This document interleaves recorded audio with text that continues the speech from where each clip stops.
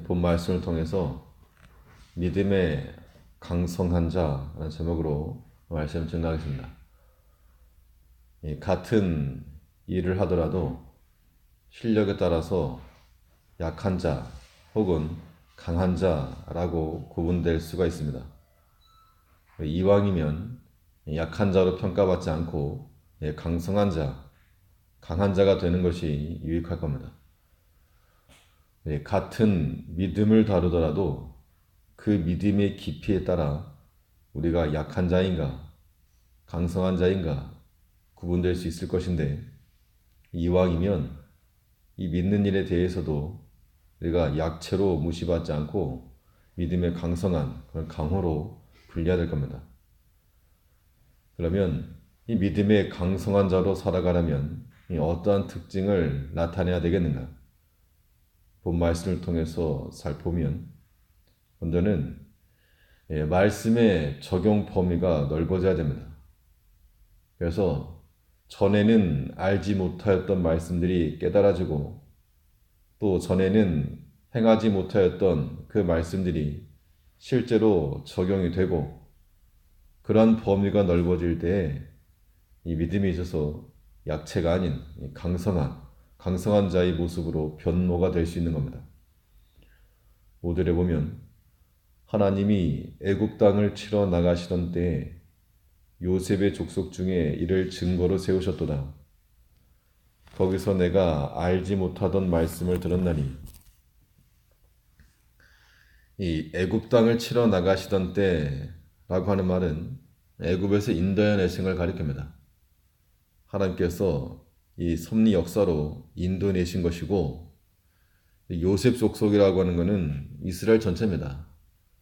그 당시 요셉 족속이 장자와 같은 역할을 했기 때문에 이스라엘 전체를 가리키고, 하나님께서 이 섭리 역사를 일으키실 때 이를 증거로 세우시고, 이를 증거로 세웠다는 것은 앞에 나왔던 여러 가지 절기들을 가리킵니다. 월삭, 월망, 절일, 하나님께서 율례와 규례를 주신 그런 절기들을 가리키는데, 그 절기들을 세우고 하나님께 나아갈 수 있는 길을 주신 겁니다. 하나님을 만나고 그 말씀을 듣고, 그래서 전에는 알지 못하였던 말씀들을 거기서 들었다는 겁니다. 5절 하반절에 보면 거기서 내가 알지 못하던 말씀을 들었나니, 하나님께서 이제 이 백성들을 구원하여 주실 것에 대한 약속의 말씀인데, 전혀 듣지 못했던 말이 아니고 사실 듣긴 들었던 말입니다. 전에는 알지 못하던 말씀을 새로 듣고, 또는 전에 들었어도 깨닫지 못했던 그 말씀들을 새롭게 깨닫게 되는 것을 의미합니다.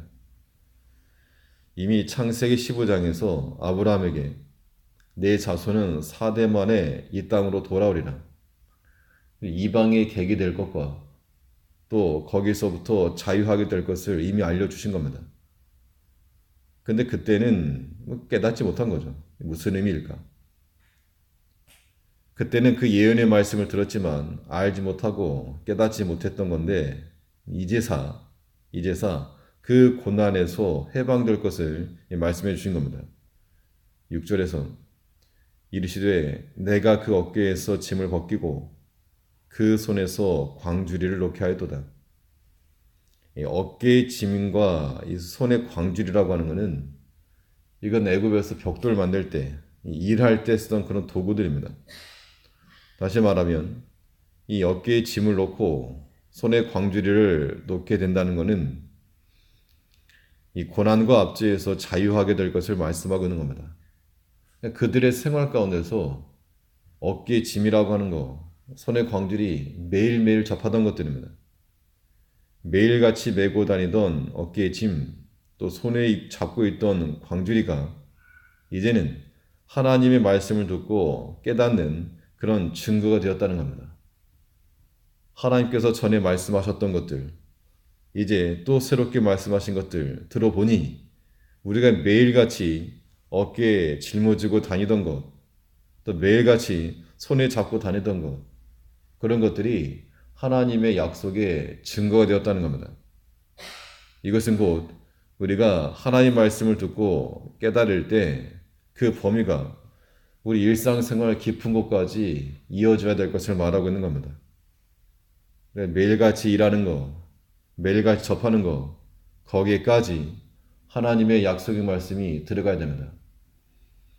하나님께서 이 백성들에게 말씀하실 때 알지 못하는 생소한 것으로 말씀하지 않으시고 그들의 매일같이 생활하던 그 삶 가운데 그건 것들을 이제 내려놓고 구원하여 주실 것을 말씀하고 있는 겁니다. 하나님은 우리의 능력이라 하였고 1절에도 보면 하나님은 우리의 능력이라 하였고 또 그 말씀이 또한 우리의 능력입니다.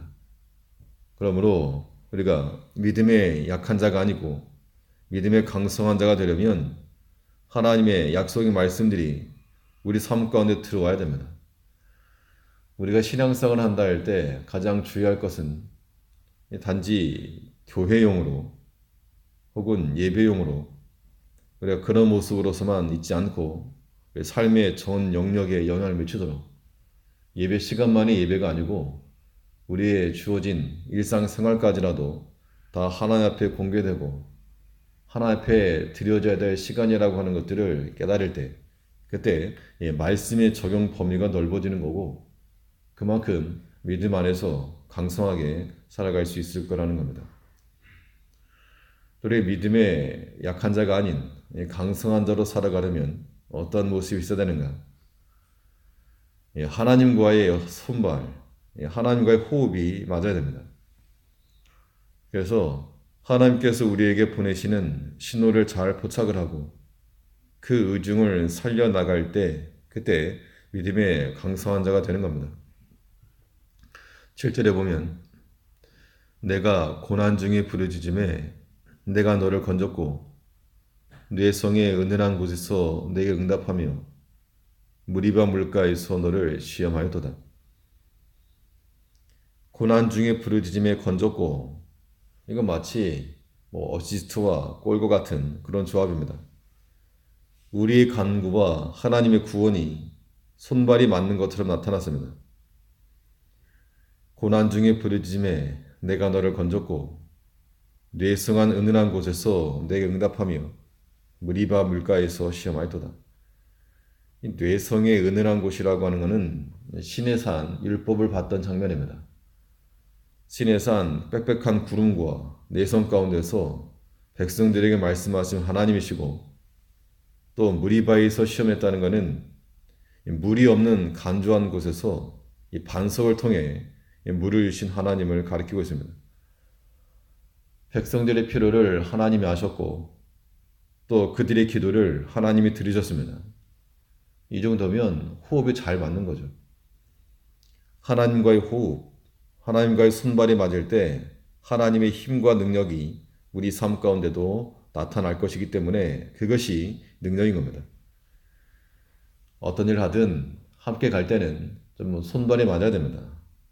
어긋나지 않고 우리가 하나님께 맞춰 나가면 하나님께서 우리에게 은혜를 주실 것이므로 우리가 악한 일에 범죄한 일에 우리 자신을 내어놓지 않고 오직 그 말씀이 우리 안에 들어와서 사람이 언제 천하게 되는가?